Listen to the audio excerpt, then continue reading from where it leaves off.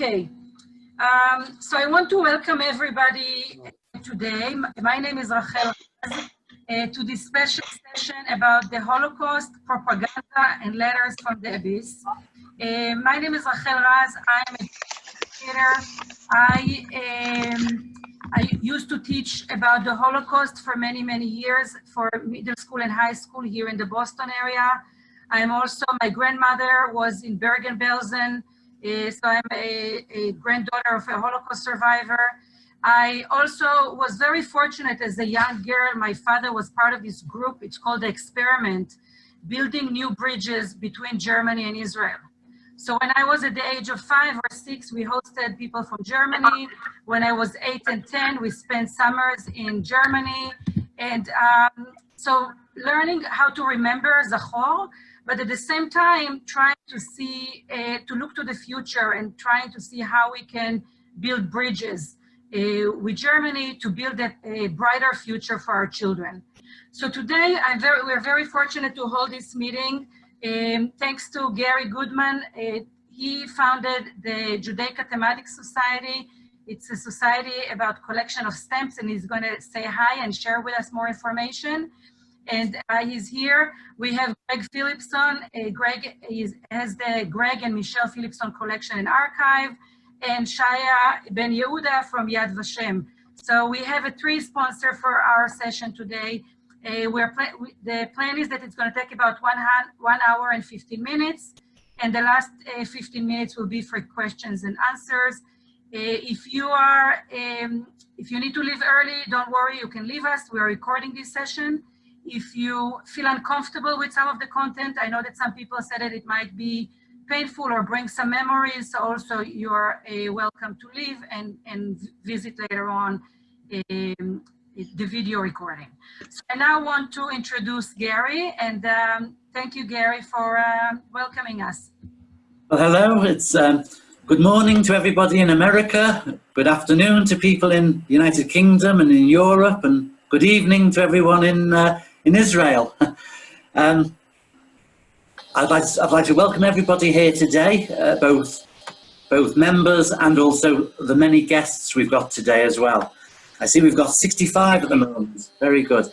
I'll just briefly explain how the Judaica Thematic Society was formed back in 2005. I'm a collector of Judaica-themed stamps from all over the world. That is, any stamp that has a Jewish connection on the stamp. It could be a synagogue, a Star of David, or have a Jewish personality such as Albert Einstein or Mark Chagall, for example. Or the theme could be the Holocaust, or there could be Hebrew writing on the stamp. The list is endless. Back in 2005, I could not find a society that specialised in Judaica on stamps. There were and are societies that specialise in Israel, but not Judaica. After all, I believe that Israel is Judaica, but Judaica is not Israel. I then contacted a few stamp collectors at the time and on their thoughts of my idea, and they thought that a society, a Judaica society, would be a good idea. So here we are, 15 years later, and we have a society of over 200 members from worldwide, which is free to join, and we publish a monthly newsletter, which is interesting articles and colour illustrations, which is emailed to the members. If anyone is interested in joining, contact details will be displayed on the screen at the end of the presentation. I now hand you over back to Rachel Raz. Thank you.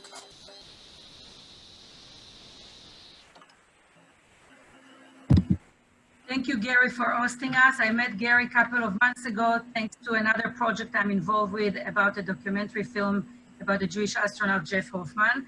And also through this connection, I met Gregg Philipson. So I want to introduce Gregg Philipson. He is a lecturer internationally on Jewish-related subjects, including the Holocaust, propaganda, art, and Jewish military history, and more. The Gregg and Michelle Philipson collection and archive is regularly exhibited at major museums, university, colleges, school, as well as U.S. military installation. In 2012, former Texas Governor Rick Perry appointed Mr. Philipson a commissioner to the Texas Holocaust and Genocide Commission. He served under both former Texas Governor Rick Perry and current Governor Gregg Abbott. He served for many years as the advisory board member at the Holocaust Museum of Houston. Mr. Philipson is a life member of the Jewish War Veteran and is the 2019 recipient of the Jewish War Veteran Wolfson Award for Outstanding Community Relationships. So thank you, Gregg, for joining us today, and your focus will be on propaganda and the letter from the abyss. Thank you, Gregg. Thank you, Rachel, and it's a pleasure. Gary, thanks for having us and setting this up, both you and Rachel. Kudos to you both, and Shaya, my dear friend, thank you for joining me in doing this presentation. We're going to talk about how propaganda and letters from the Holocaust really surmise what happened to people, individuals, and not just looking at how things happened and statistics, but really taking it to a very, very personal level. So with that, let me see if there we go. I wanted to start out with these particular, one moment, these particular slides. They're from Frankfurt, Germany. And just historically, one of the points I'd really like to make is that, things during the Holocaust it wasn't also original. Things like anti-Semitism and a lot of the laws against Jewish people had been going on for centuries. And I'm going to use these particular postcards and these little poster labels as examples of what were going on in Frankfurt, Germany. And I think it's important to note that Jewish people had settled in Frankfurt since we have a recorded history since the year 1150. And unfortunately, the first pogrom that happened was in 1241. It had the second highest Jewish population in Germany, and in 1882 boasted about 30,000 Jewish people living in Frankfurt. Now, I mention that because these two postcards at the top are from the late 1800s, around that time of major Jewish settlement in Frankfurt. And they have been there for hundreds of years. Now, there's a guy named Lass, and he owned this hotel called Kölner Hof. And these postcards were produced by the hotel, and they're very telling and very chilling of the type of anti-Jewish propaganda that was going on well before the 1920s, when Hitler wrote Mein Kampf, in 1933 when he came to power, when the Nazis took control of Germany. So take a look at the postcard on the left. It says, "Greetings from the Hotel Kölner Hof." But what's really chilling about this is the boot kicking the Jewish man out of the hotel. And you see his little suitcase goods flying, and it's a nasty caricature, of course, of a Jew. And on that sign in the middle of the picture, it basically says in English, it's the only place free of Jews in all of Frankfurt. And that's, on this postcard. Underneath that, it says New Jerusalem on the Frankfurt Jordan. So the Main River ran through Frankfurt, and they're comparing Frankfurt to Jerusalem. It's like the new Jerusalem of Germany, and the Main River is being called the Jordan River. So again, any kind of anti-Jewish connection there.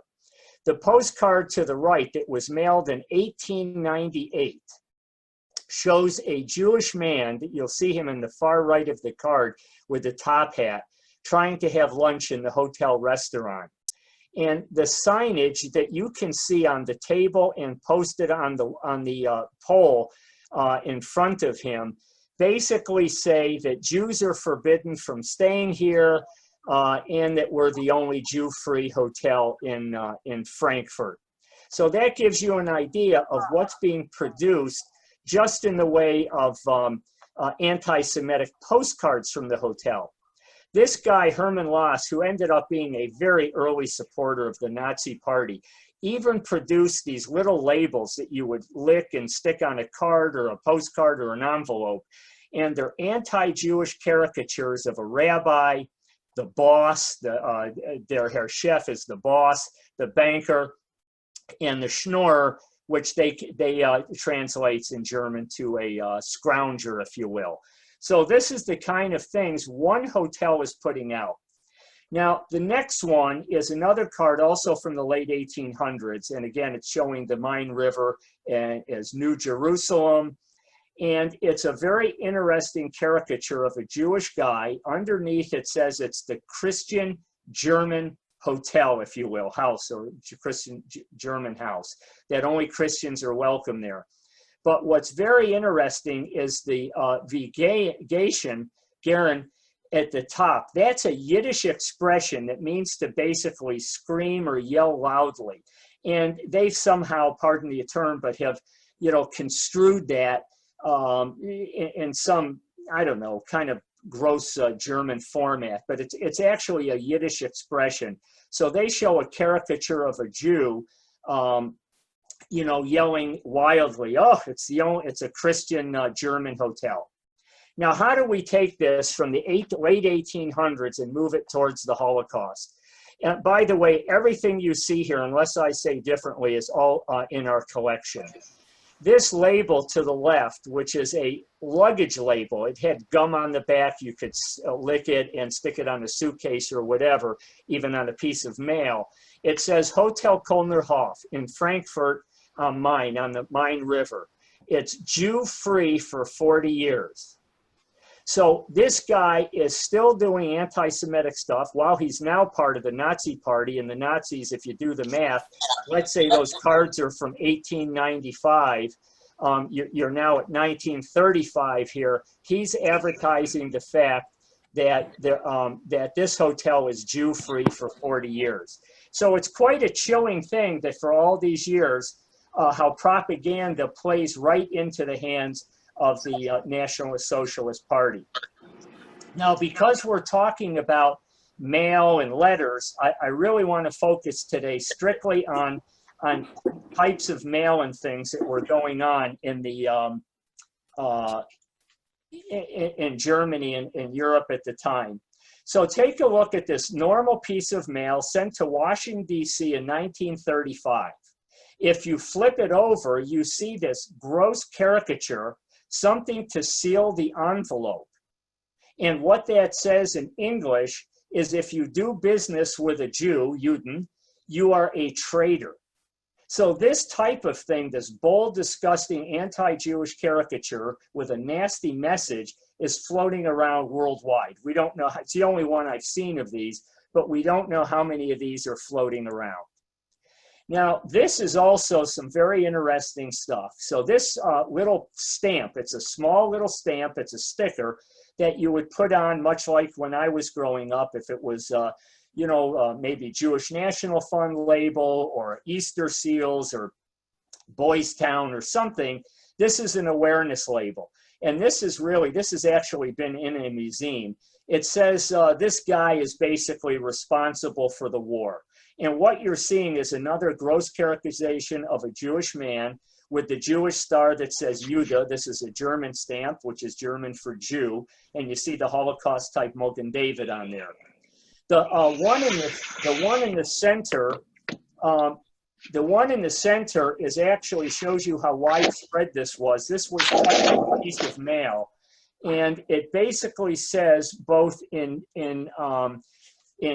French and in Dutch, Jews out, basically Jews outside, Jews go away. And the last one, which is from a little bit later during the Holocaust, this says the girl you left behind. This is a tiny little leaflet that would have been passed out, and it says, Joan is feeling so lonely. And it shows, many times anti-Semites during the war were talking about Jewish industrialists and how Jews were basically profiteering from the war, not fighting in the war. And this would be an example of a Jewish man, a wealthy Jewish man, going after somebody's wife that perhaps was out fighting or working in a defense plant for many, many hours. So these are very indicative of the types of propaganda you would see starting in the 1930s right into the 1940s. I know my Aunt Phyllis will be especially interested in this one. This is a postcard mailed. I grew up in Utica, New York. This is a postcard mailed December 22nd of 1937 to the congregation. And the reason I'm showing this is to show, while all this craziness is going on around Europe, what was going on in the United States, and tying it to my particular family.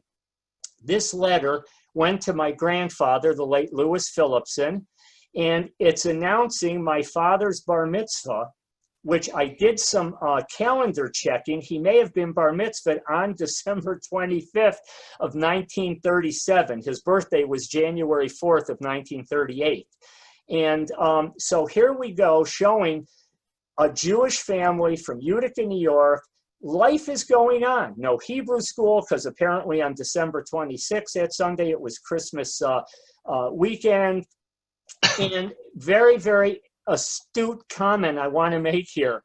My father went on 8 years later, 7 years later rather.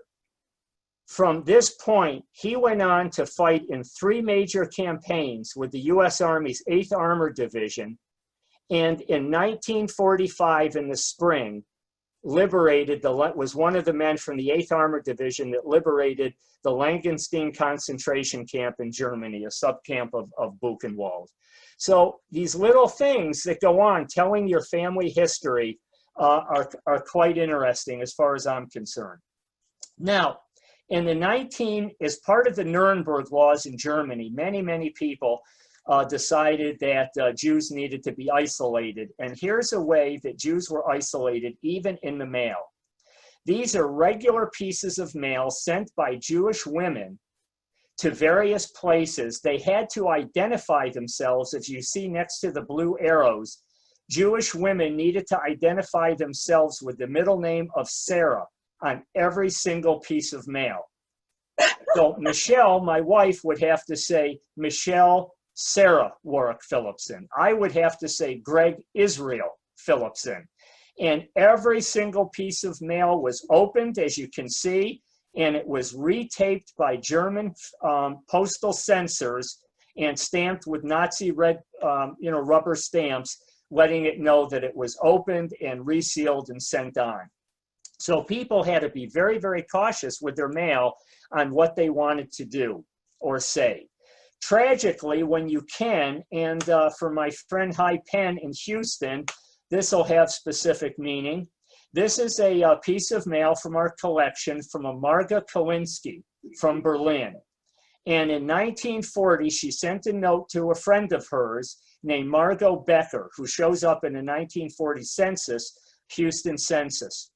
Unfortunately, Sarah, Marga, who you see with her middle name is Sarah, and her censored mail, 3 years later, almost to the day, was murdered in Auschwitz. Now we don't have the contents of this particular letter, but I think you'll find that Shaya will be talking very specifically about some of the content. Another piece of interesting information. So Michelle's family and my sister-in-law that's joined us, Marilyn, their father, aunts and uncles and grandparents got out of Poland just literally months before the Nazis invaded in September of 1939. So look at this from 1940. This is sent from Warsaw, Poland, Nazi-occupied and censored mail from Warsaw, Poland, from the Hebrew Immigrant Aid Society, HIAS of America.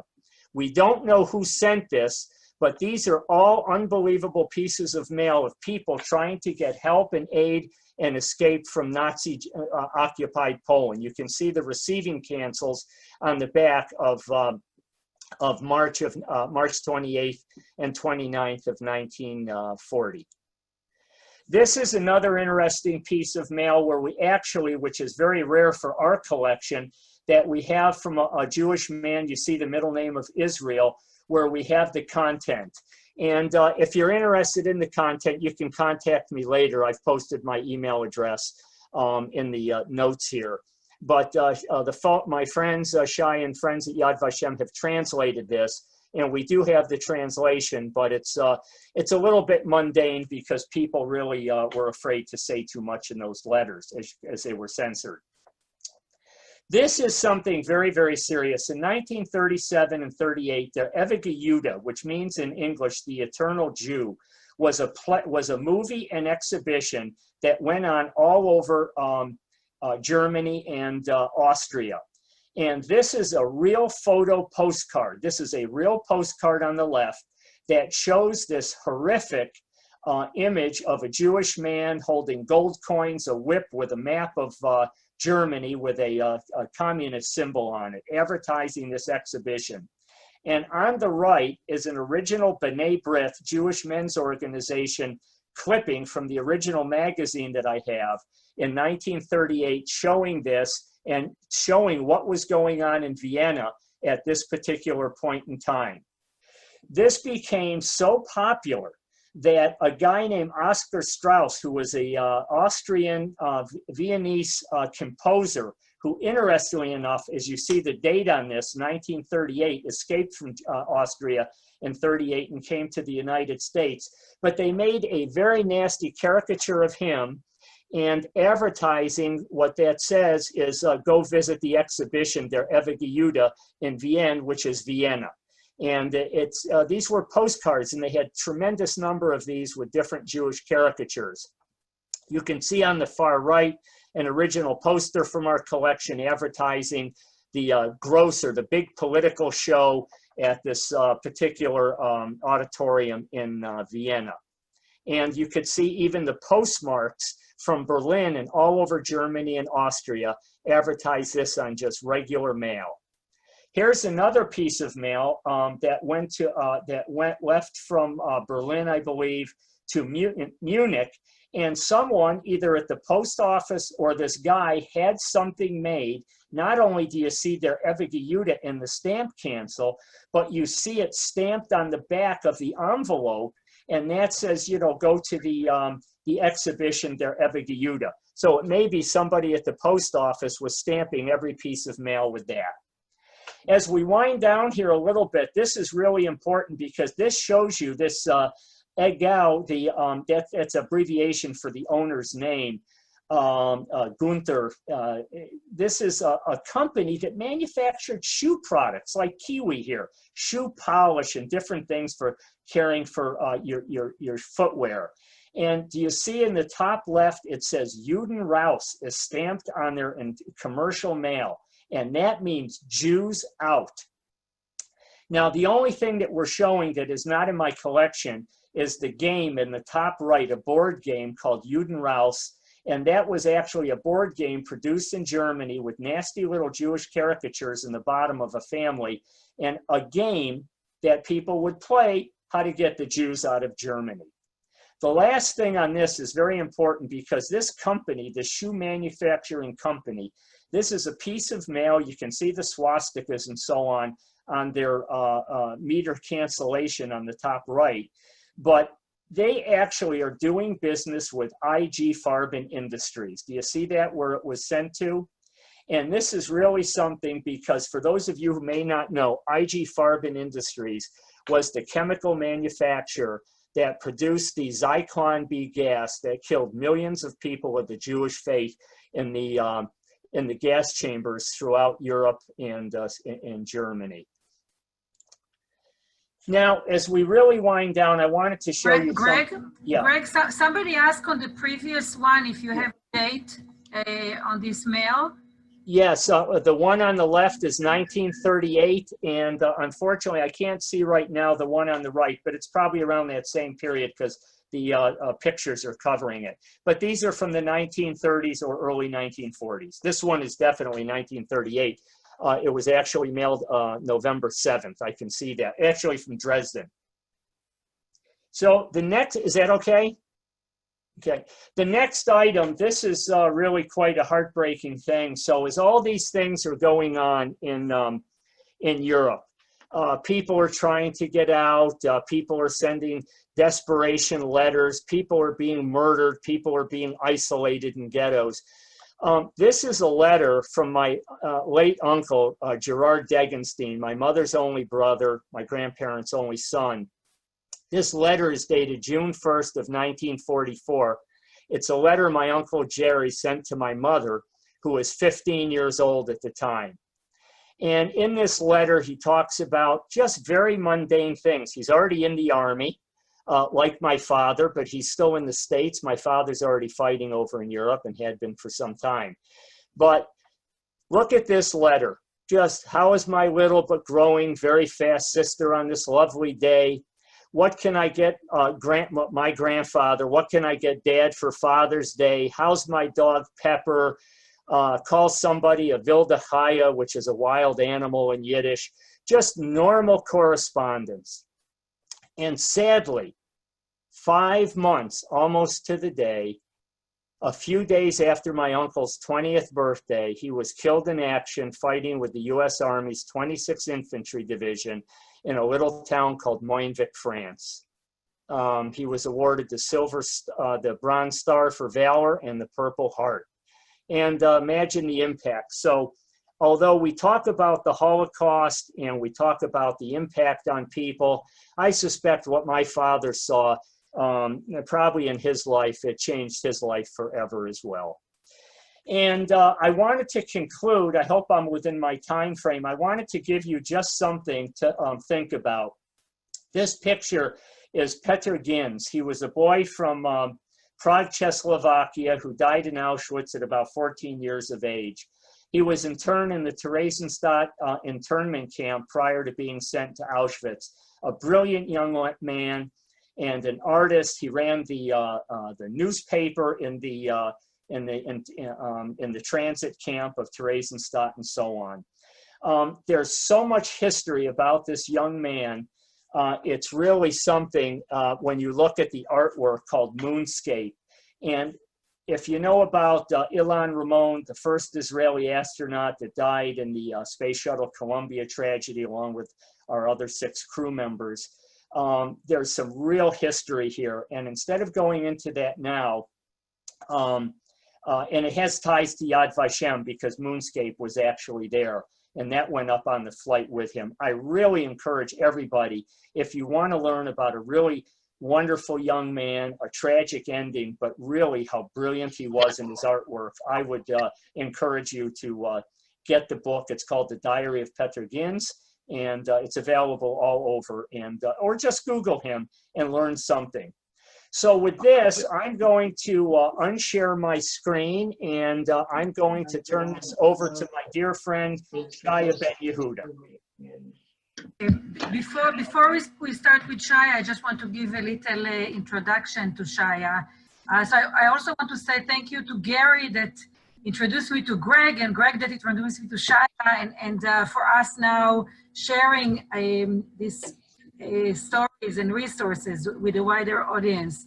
So Shaya Ben Yehuda has been the managing director of the International Relations Division of Yad Vashem since 1999. During this period, Mr. Ben Yehuda managed the enhancement of Yad Vashem fundraising operations in order to meet the organization spending needs, including major capital campaigns and exponential increase in programmatic activities. And during this time, Mr. Ben Yehuda established the Christian desk at Yad Vashem and was instrumental in establishing Friends Society in some 20 countries. Prior to arriving at Yad Vashem, Mr. Ben Yehuda devoted 18 years to Jewish education, which included the founding of the Open State Religious School Ephrata in Jerusalem, where he served as principal for 10 years, and serving as director of the Jewish Study Department at the Mount Scopius School in Melbourne, Australia. In addition to his professional experience, Mr. Ben Yehuda held both the BA and MA from Hebrew University in Jerusalem. He completed advanced Jewish studies at the Shalom Hartman Institute in Jerusalem, and was part of the Mandel Institute Jerusalem Fellow Leadership Program. So welcome, Shaya, and you can start your presentation. Thank you. Thank you, Rachel. Thank you for Gary and Gregg for enabling me to join you on this very special presentation. I'm honored to participate. and I will straight go forward because the time is very short, and I would like to have to cover as much as I can. I would like to share with you this afternoon some of the letters before, during, and after the Holocaust, and the context of those letters that I will be able to share with you. Rachel, I've tried to admit a new participant, and now you need to help me in admitting new participants. Okay, thank you, Rachel. So, yes, I'm doing it, yeah. So I would like to start with the story of Anna Goldberg. Anna Goldberg from Paris, who was sent to Auschwitz. So some 25 years ago, we started cataloging Yad Vashem archive, which today has more than 210 million documents. And as part of this cataloging, and we had to digitize everything, we had to ask ourselves how to do it and what do we want to find there. And we did some pilot work, and through this pilot work, we came across a story of Anna Goldberg, because first we found her page of testimony, which you can see on the screen here in the right side, and with her photo. And we can see from this page of testimony that was submitted to Yad Vashem by her sister, that she was born in France on 1920 in Paris. And during the Holocaust, it's indicated here that she was first sent to Drancy. Drancy was a transit camp near Paris. From there, the Jews were sent to the east. There were no death camp in Western Europe, so there were some transit camps in Western countries like French, like the Netherlands, like Belgium, and the Jews were sent from those camps to the east, to the death camps. And we see here, according to the page of testimony, that Anna Goldberg was sent to Auschwitz, was deported to Auschwitz on September 1942, which is the summer that the major deportation took place, because the beginning of 1942 was a decision during the Wannsee Conference about the final solution, which was the implementation of the mass murders. And then during summer 42, Jews were sent to the east to the death camps. On another document that we came across on our computers, when we start looking into the documents, we found a list of those Jews who were deported together with her on the same transport to Auschwitz. This is only one page of the list, but there are a few more pages, because there were about 1,000 people on that transport. And you can see that her name appears here and it's signed by red. Another very interesting document that was found on our database as a document was this letter. This is a letter Anna Goldberg wrote while she was on the train on her way to Auschwitz. She wrote this letter, and as you can see here at the bottom of the letter, by the end of the letter, there is the address of her mother. And because there is an address, someone who found this letter that she probably threw out of the car, please mute yourself. So she threw it out of the car, and someone found this letter, and somehow the letter came back to her mother. So let's see what Anna Goldberg wrote when she was on the train on her way to Auschwitz. So she wrote the following: "Dearest mother, I left John-C yesterday, and I'm now on the train. We are going toward Metz," which means that she's already in Germany, not in France anymore, but I do not know whether we shall stop there, as people are saying that the journey will last 3 days. I have a lot of courage. It's a bad period I have to cross. I truly believe that I shall see you again, dearest mother, in few months. You must be very brave, and you must not be sad. For the moment, I'm with friends from Poitiers. I shall always be able to manage one way or another. It may be difficult for me to write. Do not despair. I always think of you. Do not be too unhappy. My morale is very good. I have a lot of courage and hope. I send you big kiss. It is unfortunate that you did not succeed with, it's not clear what's written there, to whom you will give the news. I hope to see you all again soon. Do not despair. Nana, that's her nickname. Take care of yourself. It might be a good idea if you were to work in beef. We are thousands in my situation. I shall come back soon. Wait for me patiently, dearest mother. 1,000 kisses, Nana. P.S. I was lucky I received the package yesterday evening. Thank you so much, Mom. What did she know when she was on the train? What did she think about at that time? She was sure she's coming back.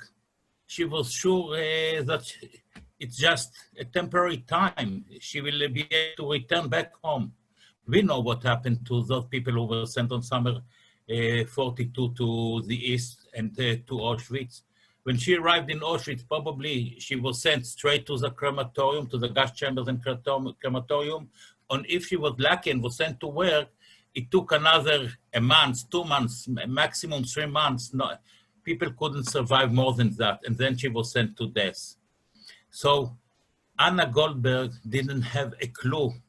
But it's not only her, it's the 1,000 people who were together with her on that train that didn't have a clue what's going to be their last destiny when they were sent to Auschwitz.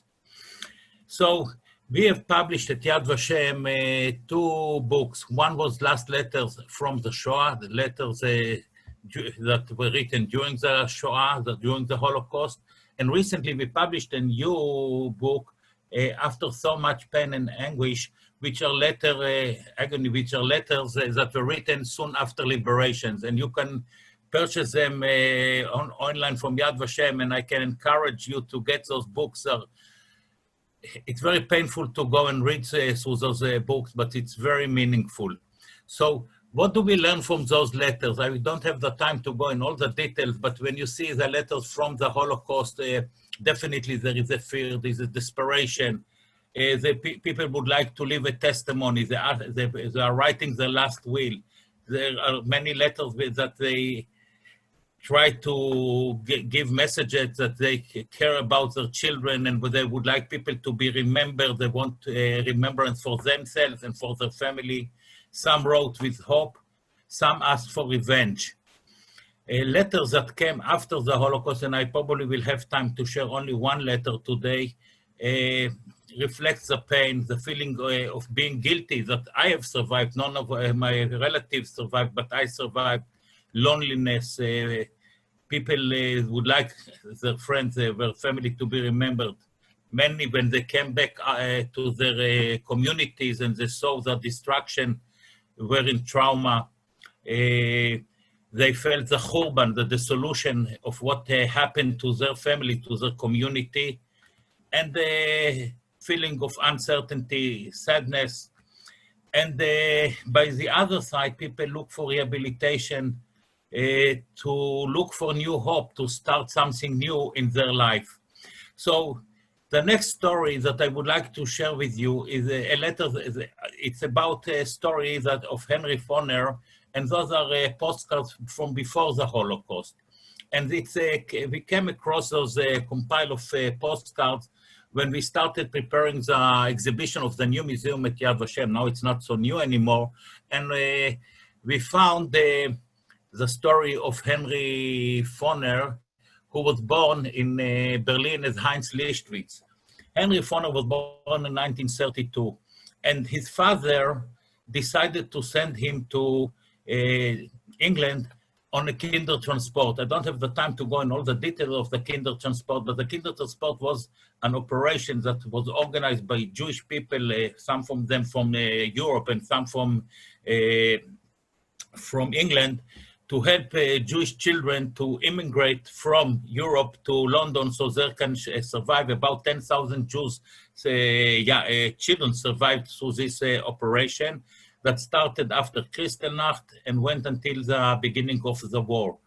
And he was taken on a kinder transport and was absorbed by a family in Wales by the name Foner, which he adapted their name later on and changed his name to Henry Foner, because Heinz Lichtwitz was not a good name in England on those days, because in England people didn't like German names. And his father used to send him postcards every day since he left Berlin until the beginning of the war. And we have published this those postcards in a book by the name Postcards to a Little Boy. They are magnificent postcards, but you will be able to see only one later on. Those are, that's his identity card, which enabled him to immigrate to England, which indicate his birth date, that he came from Berlin, his name, the name of his father, and that his number on the tag and his name. And also we have in the exhibition at Yad Vashem, the bag that he had the day he left Germany. And here you can see the last photo from Germany, and you can see that he's holding his bag on him. So his father, as I said, sent him magnificent postcards, and here we can see one. And I want to focus on the last letter that he received from his father, because after the war started, the postcard could not carry on, but his father sent him still letters during the war through the Red Cross. And the last letter that came through the Red Cross was from August 1942, and it's written there, "Dear Henry, I'm glad about your health and progress. Remain further healthy. Our destiny is very uncertain. Write more frequently. Lots of kisses, Daddy." Interestingly, definitely he replied in English, "Dear Daddy, we are all well. Love to Grandma and yourself. Kisses from me, Henry." Interestingly, after 4 months, he didn't understand German anymore, and his father could not communicate with him in German. He had to change all his letters, postcards to him, writing only in English, because Henry, within 4 months, forgot all his German language, which was his mother tongue. His father was arrested soon after that letter on November 1942, and a month later, was sent to Auschwitz together with his second wife, because the first wife committed suicide, and with his second wife and her daughters, they were sent to Auschwitz on December 42, where they were perished soon after they arrived there. So it's another story which a very sad end. And Henry, for many years, was very angry about his father that stopped writing him letters during the Holocaust. Henry was a young boy, he was 7 years old when he arrived, and he couldn't understand why his father didn't continue to send him letters. Unfortunately, the father stopped sending letters because he was deported to Auschwitz. And the next story is the story of Betty Erb. Betty Erb, it's a very interesting story that I came across through a friend of mine who is one of our donors, and who had a neighbor in North Carolina where he had one of his houses. And one day his neighbor in North Carolina shared with him a story. The name of this neighbor is Todd Singer. And Todd Singer told his neighbors that he became a teacher. He was a judge, and he decided that he had enough from sitting as a judge. He wanted to be an educator. And he became a teacher, and he taught unprivileged students in North Carolina, and he wanted to connect them in his history class to something in a meaningful way. And when he had to teach about the Second World War, what he tried to do was to find a way to connect those children who are so detached from the time, from the place, from the period, from the story. And what he did, he bought on eBay a letter of Betty Erb and brought this letter to his class and shared the letter with his students. Betty Erb, who wrote the letter that we shall see in a minute, wrote a letter to someone that's supposed to be might be a relative who lived in Philadelphia, and he requested some support of money so she can immigrate out of Germany, because on 39 you can still immigrate out of Germany if you had enough money to pay to the Nazis. She wanted to immigrate to South America. So the letter that she sent to him is that letter, so we can see you can see the text, and She wrote it on April 1939. What did she write? Dear Mr. Erb, you will be surprised to get a letter from a person that is not known by you. However, I beg you to put this letter aside without having read it. I beg you not to put this letter aside without having read it, as this is our only hope to build up a new life. I address myself to people abroad bearing my own name. My ancestor came from, it's not clear, my father was called Jacob Erb. My grandmother, Moses Erb, my grandfather, Moses Erb, and my great-grandfather named was Froim Erb. In the case that there is no relationship between us, I, however, implore you to help me in some way, even though you may perhaps have another religion. I assure you that by your help, you would support people whose only hope is to find kind hearts. With many thanks in anticipation, I remain yours, respectfully, Betty Erb. We don't know where this letter ended, but Todd Zinger bought it on eBay and brought it to his class. And what he asked his students to try and to see what happened to Betty Erb. And for that inquiry, they started learning about the Holocaust. So the student did some research and search on Google, and they came across Yad Vashem, and they approached Yad Vashem, and they went into Yad Vashem database, and they found some information on Betty Erb on Yad Vashem database. And then they wrote Yad Vashem and asked if Yad Vashem can help them to get some more information. And Yad Vashem got them the information that Betty Erb was sent to Theresienstadt together with her husband, and her date of birth. And from that document that they received from Yad Vashem, they realized that she was transported to Auschwitz later on, and the transport to Auschwitz was on October 1944. So after that, they were in touch with us, and Todd Zinger approached me and asked me if I can help this student to get to know any relative of that lady, of Betty, if we know anything about any relative that exists around the world of Betty Erb. So I first told Todd, you know something?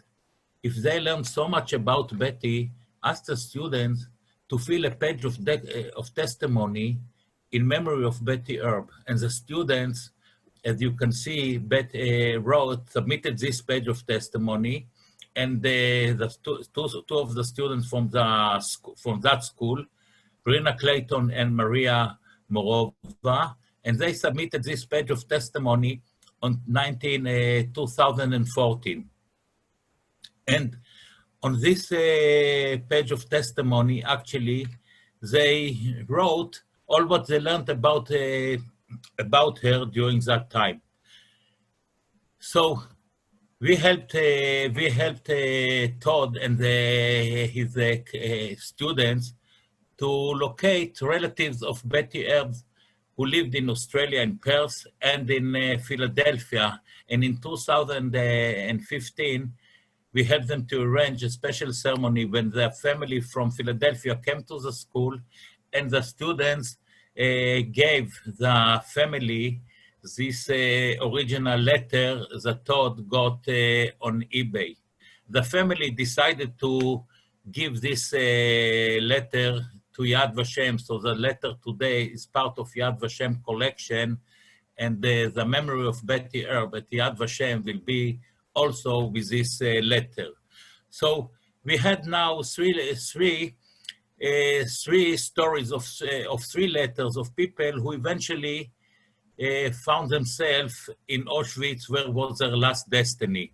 So I want to share with you in a few minutes what was Auschwitz, and what can we learn about Auschwitz from some of the documents that we have in Yad Vashem. And one is not a letter, it's actually an album that was sent as a as a report to Berlin, but the album never arrived in Berlin. So let's see what can we learn from that album. But before that, I want to share with you few numbers and the information about the death camps, because Auschwitz was one of the death camps, the biggest camp that was constructed by the end of 1941. But there were many other death camps that constructed following the decision to annihilate the Jews on the Wannsee Conference, which was implemented through the Operation Reinhardt. And we have the Treblinka, Belzec, Sobibor, Majdanek, Chelmno, but Auschwitz was the largest one. More than 1 million Jews were murdered in that camp, probably close to 1,100,000 Jews were murdered there. And a few other prisoners as well, but most were Jews who were murdered in Auschwitz. So we have in Yad Vashem blueprints from Auschwitz, which is, I cannot have the time to share how we received it. It's a very magnificent, very interesting story. But this is a very important blueprint of the plan to add to Auschwitz original camp, which was here near the Auschwitz town, another camp which became to be known as Birkenau camp. Birkenau camp was supposed to be, first when it was constructed, a camp for Russian prisoners. And the idea of this camp was that Russian prisoners who will be taken by the Nazis when they broke the Ribbentrop-Molotov agreement, that they will have a place to bring all the prisoners that they are going to get, all the soldiers, and they can put them in a camp, actually a labor camp, where they can work in factories that the Germans decided to build in this area. They wanted to build here factories mainly to produce synthetic rubber that was very much needed to the German machinery of their army. The reason to build it in this place was because of three reasons. One reason, you can see all the railways which enable them to bring the prisoners to that place. The second reason, you see all the water around, and you need a lot of water to produce a synthetic rubber. And the third reason was that this was a place that the Allies could not bomb at that time. The Allies didn't have plane who could fly over this area and bomb this area. Only by the end of the war, when the Allies was already in Italy, they could have started bombing this area. So another blueprint that we have, you can see the Birkenau camp from close. But interestingly, at the back of this blueprint, we have a signature here. And if we look on that signature, we see that this is a signature that approved by, this is a signature of Himmler, who was a deputy of Hitler.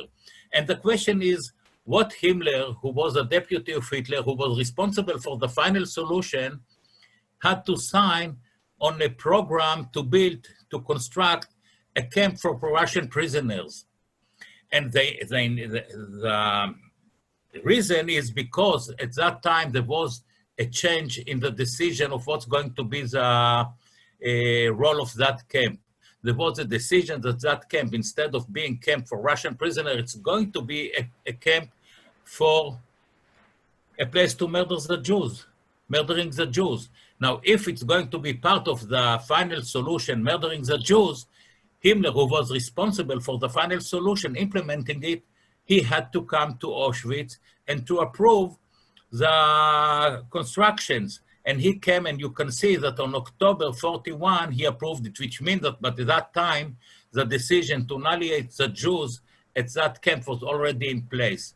Now, if it was a camp for prisoners, to a labor camp, and you want to transform it to be a death camp, what has to be added to that camp? It's a next blueprint. It's the crematorium, the gas chambers and the crematorium, and that another blueprint that we can see here. Sorry, we can see here the gas chambers where they have to go. That was below ground. that room and that room. That's the foundation of the crematorium. First room was to undress, then they were pushed to the second room where they were closed. When the door was closed here, the cyclone B was put from above, and now after 20 minutes, they were all dead, and they were taken to that area and to the upper level, which was the crematorium, and there where the oven, where the body, the corpse were burned, and in cases that there were too many bodies on that day, they burned them outside. So we have, as I've said, an album which was supposed to be sent as a report to Berlin. However, the album never arrived in Berlin, and it was found by a lady by the name Lily Jacobs in a camp in Germany by the name Dola Mittelbau. And Lily Jacobs was a prisoner in Auschwitz and was sent to Germany on a death march, and was liberated in a Dola Mittelbau camp. When she was liberated, she looked and searched for food, and she went into the barrack of the Nazis administration, and under one of the beds, she found this album, and which we called it the Auschwitz album, and during the 80s, she donated this album to Yad Vashem. And here we can see it's one deportation, arrived from the Carpathos, from Hungary, on May 44, and we see the people are going disembark from the cars, and they are so disoriented, they don't know where to go. Soon after, we don't have it in this presentation because we don't have enough time. We see the selection, how they are putting into the groups, those who are sending straight to the gas chambers and those who are going to work for a while. And the Sonderkommando, those who work to collect all the belongings and to pack them and send them to the Reich, to Germany. And soon after, the next pages are the women and children and the elderly who are being sent to the gas chambers from the train straight. And you look at their faces, you look at those people, and you ask yourself for what reason they are being sent, besides being Jews, young Jews, and they are being all sent to the last destiny. The end of the album are those photos when they are sitting outside the gas chambers waiting that they will be called to go in, because on those days, more than 10,000 Jews were murdered there daily, and the capacity of the gas chambers was not enough. So sometimes they had to wait for 3, 4, 5 hours before they were taken into the gas chambers. And I want to draw your attention to this photo, and you see this baby. And I want you to look at this photo for a bit close, and you see, look at this baby, and look what does he hold in his hand. What does he have in his hand? He has a flower, lilliput. In the summertime in Auschwitz, it's blossoming. And this child is giving this lilliput to a friend of him, to someone that is sitting in front of him, because he doesn't know what's going to happen in few minutes, few hours. He shouldn't know. It's not for, he doesn't have to know. He is an innocent child, and he is being sent to death only because he is a Jew. So now we have the context of what happened to those 3 people that were sent to Auschwitz. And I would like to now move to another story, and I do it very briefly because we don't have enough time, and I want also to have time to share with you one letter from after the Holocaust. It's a story of Anton Schmidt, who was recognized as the righteous among the nations by Yad Vashem. Actually, the first one that was recognized as righteous among the nations by Yad Vashem. Anton Schmidt was born in Vienna, in Austria. Austria was annexed by Germany on 1938. And then he had to, when the war started, he had to join the German army. He was stationed in Vilna, in Lithuania. And his role was to have an office. He had an office in the railway station, and he had to identify the soldiers who lost their unities and find them, either find their units back and send them back to their units, or arrange them to go to a different unit so they will not stay detached. While he was in the railway station, he started realizing how the Jews are being treated around Vilna, and how they are being persecuted by the German, and he couldn't tolerate it. He couldn't participate.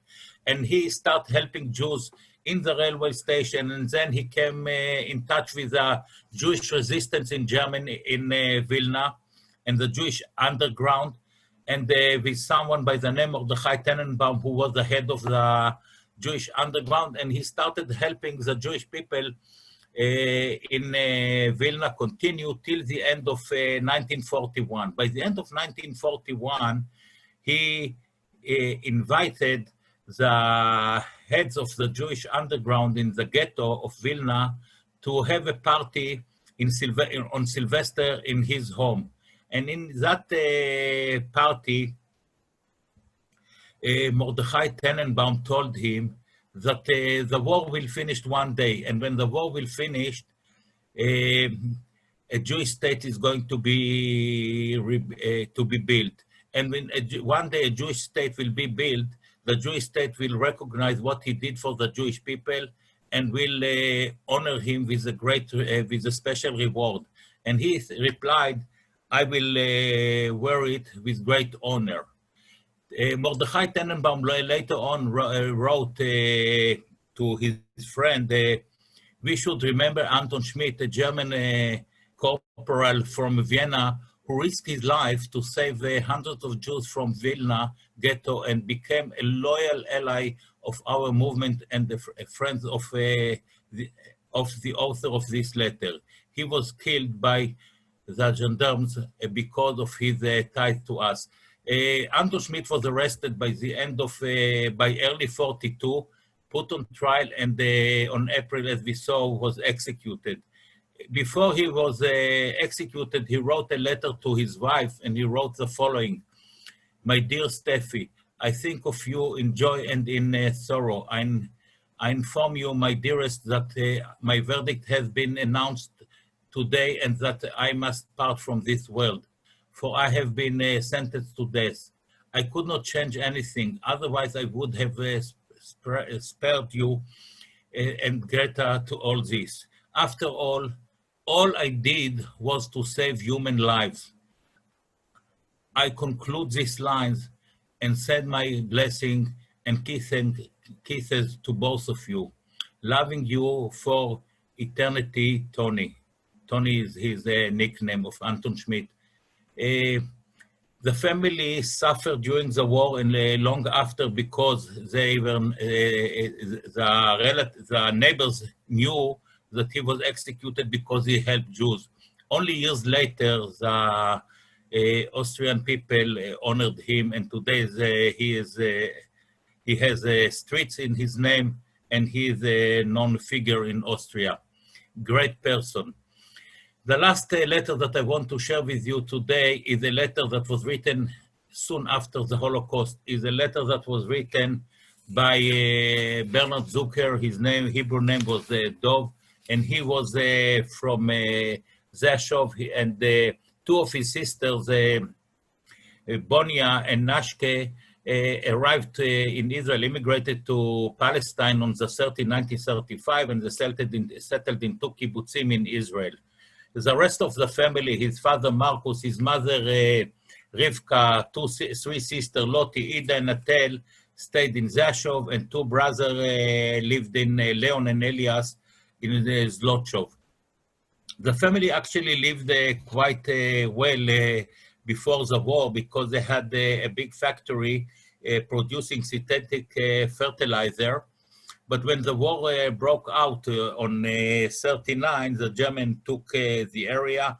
Bernard joined the Polish army, and after joining the Polish army, he went in captivity, escaped, then came back to Zashov, was in the ghetto in Zashov, eventually was sent to Plaszów and then to Mauthausen. He was liberated from Mauthausen by the end of the war, when the American unit liberated this area. And he wrote a letter soon after the Holocaust to his two sisters in Israel, Dear Nesia, I who only 4 weeks ago existed as number 87292 in Mauthausen concentration camp, was like all other companions in misery. destined for the crematorium, but I survived and am alive. I'm alive and healthy. This is something unusual, a newborn human being, your brother Benek. I have an opportunity to write a letter, first one after many years, to you and Bronca. Pain constricts the heart, the hand trembles. The criminals who divided Europe not being able to put their diabolical plan into practice decided that at least with regard to the Jews, they would be consistent, in which unfortunately they succeeded. European Jewry, particularly Polish Jewry, was destroyed and our families torn apart. It was terrible, but unfortunately I had to go through it myself. I was the last of our family to live in Rzeszów. I was in several camps in Poland until I ended up in this dreadful death factory, Mauthausen in Austria. I have no information whatsoever about my loved one. I indicated I wanted to travel to Palestine. Perhaps we shall be together soon enough. Heartfelt greetings, Benek. Despite of all what happened, despite the pain, agony, the feeling of what all was lost, he is looking towards the future, going to the to Palestine to be part of the establishment of the newborn state, Israel. And as I said before, those are the two books that were published by Yad Vashem. And I want to thank you for participating. As Elie Wiesel said, whoever listens to a witness becomes a witness. Thank you, everyone. Thank you, Shaya, and thank you, Gregg. I also want to thank you personally, Gregg, for making it a life mission to collect all of the letters and artifacts, and Shaya for all your work that you do at Yad Vashem to make Yad Vashem grow and collect all of those and publish it, and making those stories, each powerful and individual story, available for us. And I want to thank all of you that you joined us today, and we're listening together. We remember Zochrim, and I want to open it now. If there's any questions or any comment, we can spend another 15 minutes if anyone wants to share or ask questions, any of the presenters. And if you want to do this, please unmute yourself, and because we have 3 screens and it's hard to see everyone.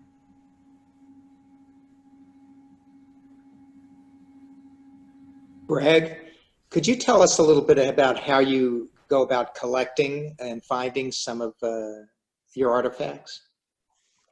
Okay, that's a good question, Hi. It's a fairly complex answer. We have sources globally and friends globally that are constantly looking for things.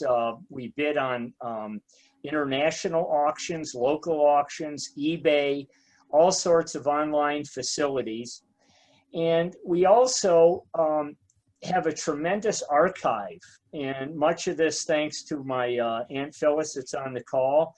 A tremendous, tremendous archive of both sides of our family, both Michelle's and mine. Our fathers, both our fathers' service to this nation, my grandfather's service to this nation, and so on.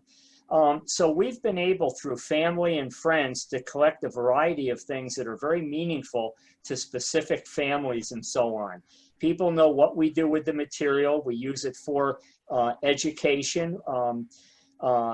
I was once told that what we do is actually rescuing the evidence. It's a great term that makes sure that these documents and artifacts do not fall through the cracks, that they speak to individuals, as both Shaya and I talked about today. It's very, very important. So it's a combination of constantly searching and constantly marketing yourself in the sense of what we're doing, and having people contact us. Some people in Austin recently donated some Nazi spoons from, who knows, a Nazi dining room of somewhere.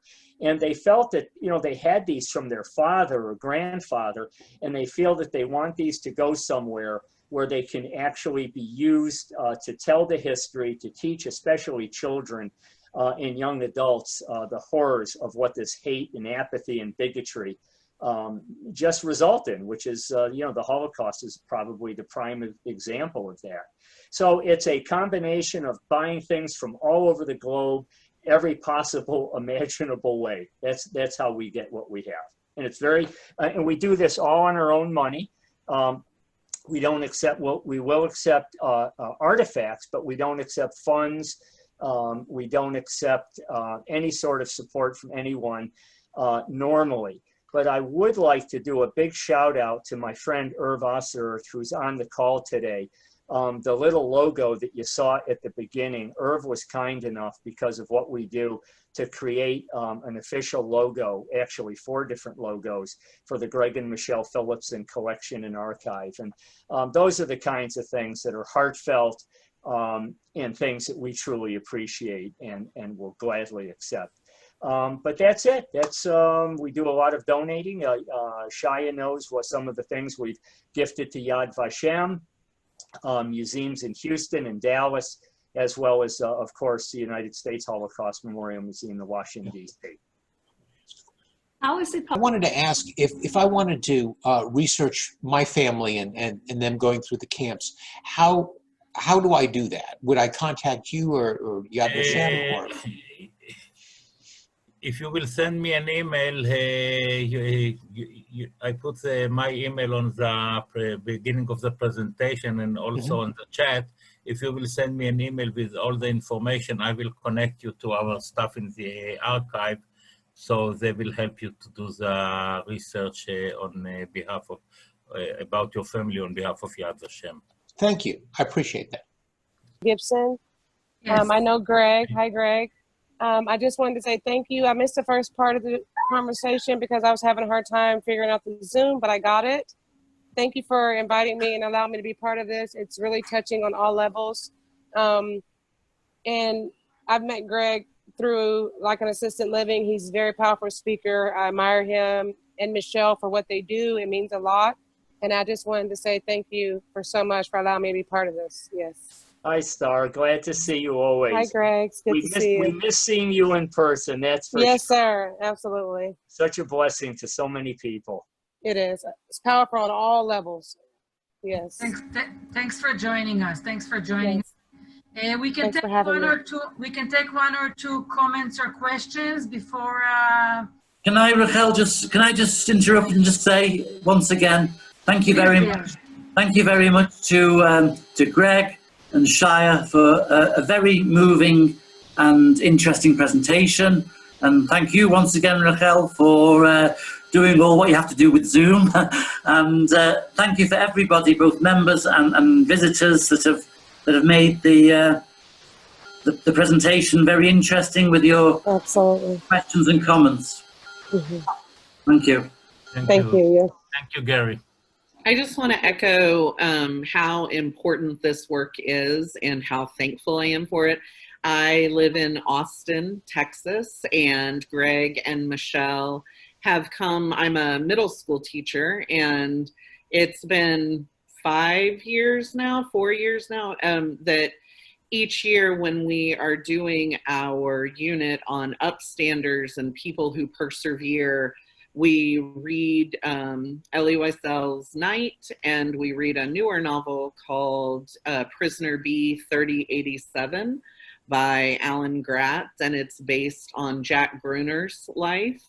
And then Gregg and Michelle, we ask them to come talk to us. And I just know that the personal connection that Gregg and Michelle make with the kids and bringing in the suitcase and the letters, like I could start crying right now, and how that touches our kids and really just changes things. So thank you for all you are doing to keep that going.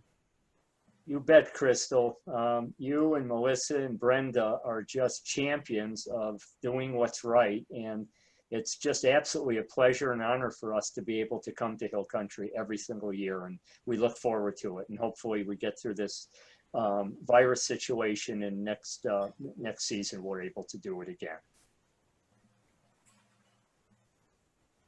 I would like to thank again everyone for joining us today and for the presentation, for people like you, Crystal, and other, the teaching children and sharing with them the history to make sure that also we remember the past, but also we build a brighter future, a just society for everyone, and welcoming everyone, inclusive one. So I wish you all health, in this time that bring us all together in some way. The good things about it that we have the Zoom, we managed to connect all of these people that otherwise we wouldn't. But I wish you all health and keep the work that you do to remember the stories, bring them to other people and to educate the new generation. So thank you all, and have a lovely morning, afternoon, night, depends where you are on the globe. So take care. Laila Tov, Shaya. Thank you very much. Yes, thank you. Have a blessed one. Stay safe. Thank you very much. Thank you all very much. Thank you. Yes. God bless. Thank you very much. Thank you.